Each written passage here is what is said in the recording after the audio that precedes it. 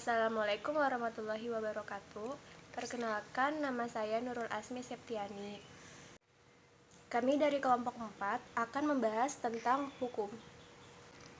Apa itu hukum? Hukum adalah himpunan peraturan-peraturan, perintah-perintah, atau larangan yang mengurus tata tertib masyarakat yang harus ditaati. Tujuan mempelajari hukum yang pertama adalah untuk mengetahui bentuk hukum. 1.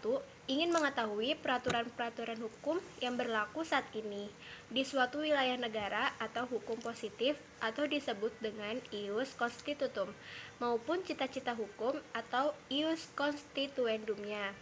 Yang kedua, untuk mengetahui perbuatan hukum.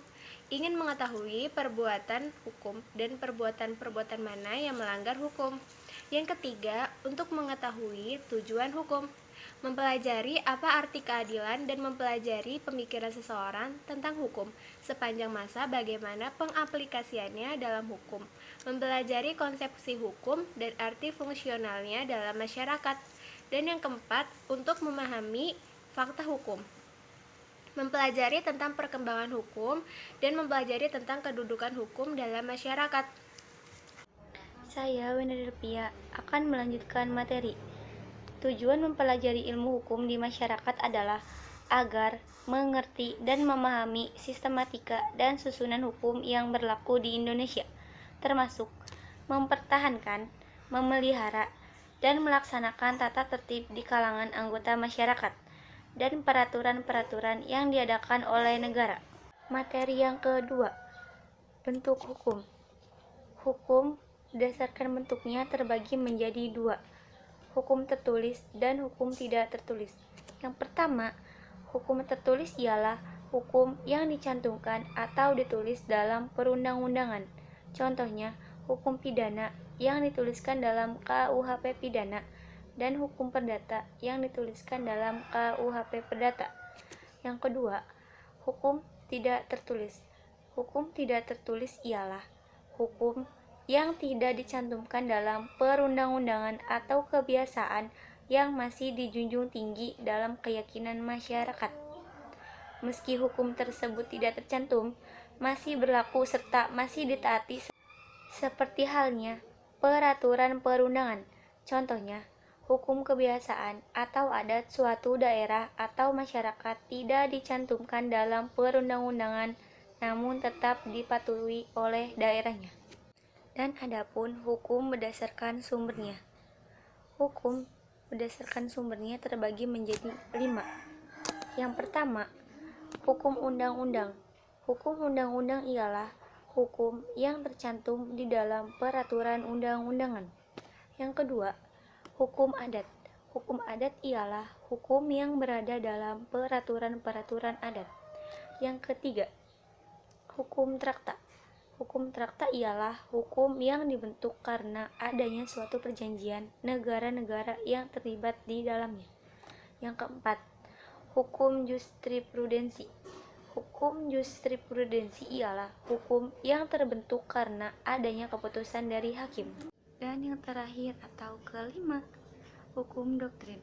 Hukum doktrin adalah hukum yang terbentuk dari pendapat beberapa ahli hukum yang terkenal karena pengetahuannya. Assalamualaikum warahmatullahi wabarakatuh. Pada pembahasan lanjutan kali ini saya akan berbicara tentang pengertian paradigma hukum. Berbicara istilah paradigma yang berasal dari bahasa Latin yaitu paradigma yang berarti pola. Jadi konsep paradigma untuk pertama kalinya diintroduksi kembali oleh Thomas S. Kuhn pada tahun 1940-an dalam konteks filsafat sains. Oleh Kuhn, istilah ini dipergunakan untuk menunjuk dua pengertian utama. Yang pertama, sebagai totalitas konstelasi pemikiran, keyakinan, nilai, perspektif. Pengembangan ini tampaknya akan membawa persoalan tersendiri bagi pengertian paradigma. Ada usaha-usaha pemberian pengertian tentang dasar kepentingan individualisme dan masing-masing disiplin dapat melibatkan timbulnya suatu dampak yang bersifat ganda. Maksudnya bersifat ganda yaitu pertama, menjadi jelasnya makna paradigma bagi kepentingan masing-masing disiplin yang menjelaskannya. Yang kedua, mengaburnya makna esensial paradigma dari hakikat dasar pengertiannya sebagaimana pada mulanya diintroduksi oleh Kuhn. Pada topik selanjutnya, kita akan berbicara tentang lapisan ilmu hukum. Nah, ilmu hukum dari segi objeknya itu terbagi menjadi dua. Yang pertama ada ilmu hukum dalam artian sempit, ada yang kedua ilmu hukum dalam artian luas. Nah, ilmu hukum dalam artian sempit ini dikenal sebagai dengan ilmu dogmatik atau ilmu normatif. Dan ilmu hukum dalam artian luas dapat ditelaah dari sudut pandang dan sifat ilmu hukum maupun pandangan tentang lapisan ilmu hukum seperti yang dilakukan oleh J. Jegels dan Mark van Hoeks. Dari sudut pandang ini dibedakan menjadi dua, yaitu ilmu hukum normatif dan empiris.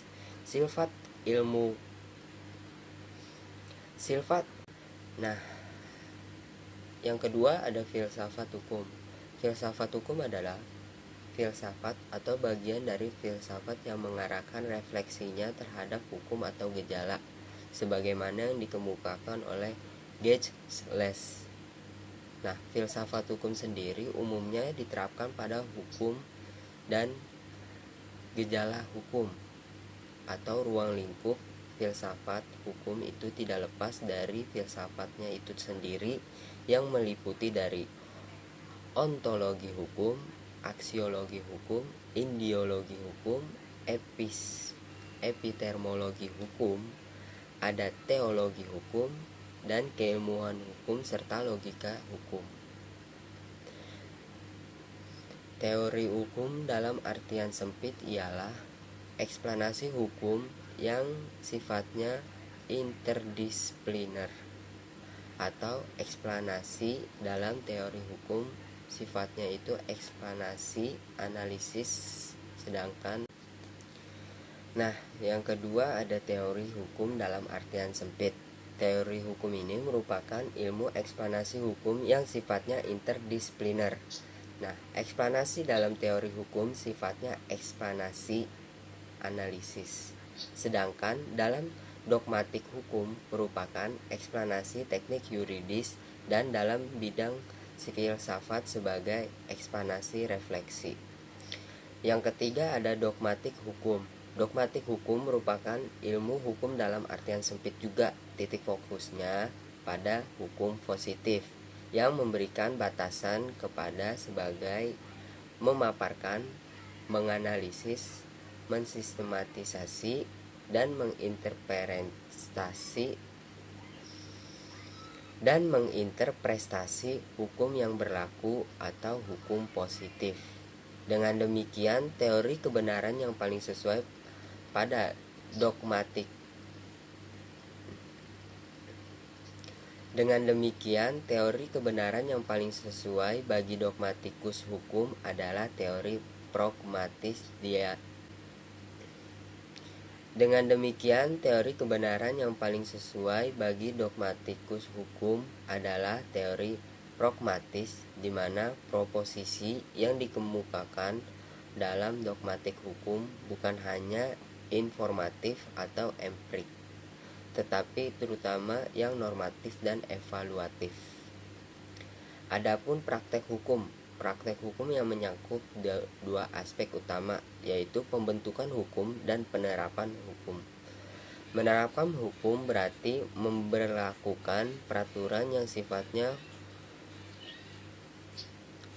Menerapkan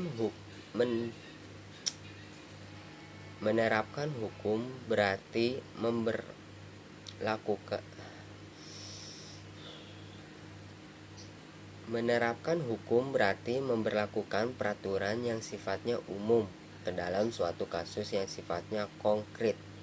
Nah, dalam ungkapan klasik disebut dengan de rechter is bounds de la law, yang mengandung kiasan hakim adalah corong atau alat undang-undang. Perkenalkan, nama saya Nika. Karakteristik ilmu hukum yang pertama, ilmu yaitu mempelajari tujuan, nilai keadilan, validalitas aturan hukum, konsep-konsep hukum, dan norma hukum. Dan yang kedua, ilmu terapan, yaitu mempelajari standar prosedur, ketentuan-ketentuan, rambu-rambu dalam pelaksanaannya, atau aturan hukum. Ciri-ciri dan sifat hukum. Yang pertama, mengatur setiap perilaku masyarakat. Ciri-ciri hukum yang pertama adalah mengatur tingkah laku masyarakat, baik hukum nasional maupun hukum internasional. Hukum yang harus memiliki sifat mengatur. 2. Hukum bersifat memaksa. Ciri-ciri hukum yang fundamental adalah memiliki sifat yang memaksa serta mengikat. Maksudnya adalah hukum yang berlaku harus dipatuhi, ditaati oleh semua orang. Sifatnya wajib bagi semua lapisan masyarakat. Yang ketiga, mengandung sebuah larangan dan perintah.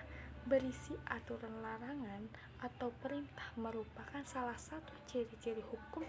Di dalam hukum berisi beberapa hal perintah dan larangan yang harus dipatuhi serta dilaksanakan bagi seluruh manusia. Saya Nova Ananda. Sistematika hukum. Sistematika hukum ini terbagi menjadi dua, yaitu hukum privat dan hukum publik. Hukum privat adalah hubungan hukum antara satu orang dengan orang yang lainnya dengan menitikberatkan kepentingan pribadi. Contohnya hukum perdata dan hukum dagang. Selanjutnya hukum publik. Hukum publik adalah hukum yang mengatur antara orang dengan masyarakat umum atau negara dengan menitikberatkan kepentingan umum. Contohnya hukum pidana, hukum tata usaha, hukum tata negara, dan hukum internasional. Objek hukum benda. Objek hukum benda ini terbagi menjadi 4. Benda berwujud, benda tidak berwujud, benda bergerak, dan benda tidak bergerak. Yang pertama, benda berwujud. Benda berwujud yaitu benda yang dapat dirasakan oleh panca indera. Contohnya rumah dan buku. Yang kedua, benda tidak berwujud. Benda tidak berwujud ini berupa hak-hak seperti hak merek, hak cipta, dan hak paten. Yang ketiga, benda bergerak. Benda bergerak adalah benda yang dapat dipindahkan atau pindah dengan sendirinya. Contohnya mobil dan motor.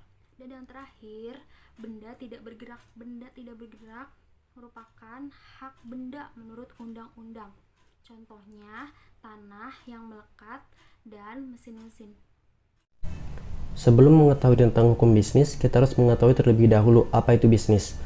Bisnis adalah perusahaan atau suatu organisasi yang menyediakan barang dan jasa yang diperlukan oleh masyarakat dengan tujuan untuk memperoleh keuntungan. Sehingga hukum bisnis dapat diartikan sebagai seluruh aturan-aturan dan norma-norma yang berhubungan dengan bisnis. Secara umum, hukum bisnis meliputi pelaku bisnis, perbuatan pelaku bisnis, aset atau hak kekayaan, dan yang keempat adalah meliputi permodalan. Sumber-sumber hukum bisnis terbagi menjadi dua, yaitu sumber hukum material dan sumber hukum formil. Yang termasuk ke dalam sumber hukum material adalah hukum yang berdasarkan material yang dijadikan hukum, sedangkan yang termasuk ke dalam sumber hukum formil adalah undang-undang, kebiasaan-kebiasaan dari masyarakat, traktat, jurisprudensi, dan yang kelima adalah doktrin. Sekian penyampaian materi dari kelompok 4. Mohon maaf apabila ada kesalahan penyampaiannya. Kurang lebihnya mohon maaf. Wassalamualaikum warahmatullahi wabarakatuh.